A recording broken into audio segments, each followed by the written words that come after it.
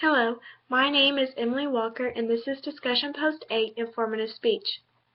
Today we are going to learn how to make a yeast dough, and specifically how to make yeast dinner rolls.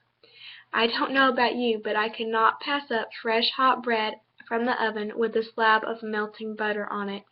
Bread is a food staple for just about any cuisine I can think of. Especially in my family, we have sides of rolls for every family dinner. I have made these rolls I'm about to tell you about dozens of times, and I always have the same results.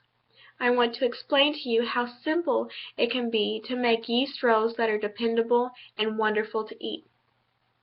Same as for any baking experience, you'll want to lay out all your essential tools and ingredients before you start baking. Your essential ingredients are flour, salt, warm water, active dry yeast, 2% milk, butter, sugar, and eggs.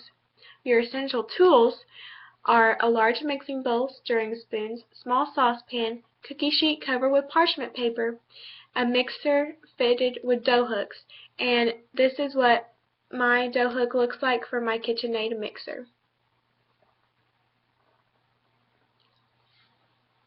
It is important to know how to measure your ingredients correctly before you begin, or this will affect your end result of your rolls.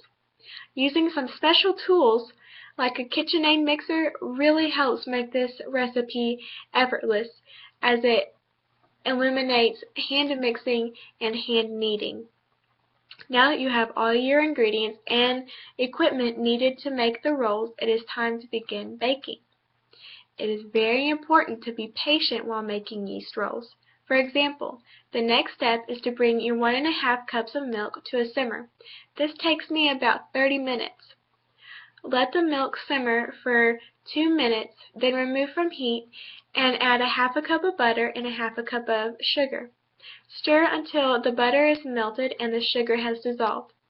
Set it aside and let it cool. Now it is time to activate the yeast in ½ cup of warm water.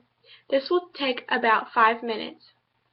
Now it is time to mix 3 cups of flour and 1½ teaspoons of salt. Also add your milk mixture and your yeast mixture. Mix until it is smooth. Next, add the remaining 3 cups of flour in 1/2 cup increments, stirring well after each addition. But now the next steps are critical to successfully making yeast rolls. Even though kneading, rising, and even baking are the meticulous steps of baking bread, the effort is well worth your while. Knead the dough for 5 minutes and then let it rise in a large oiled glass bowl, covered and in a warm place, for 70 minutes. At the end of 70 minutes, punch down your dough and shape into 15 large rolls on parchment paper lined baking sheet. Cover and let it rise again for 40 minutes.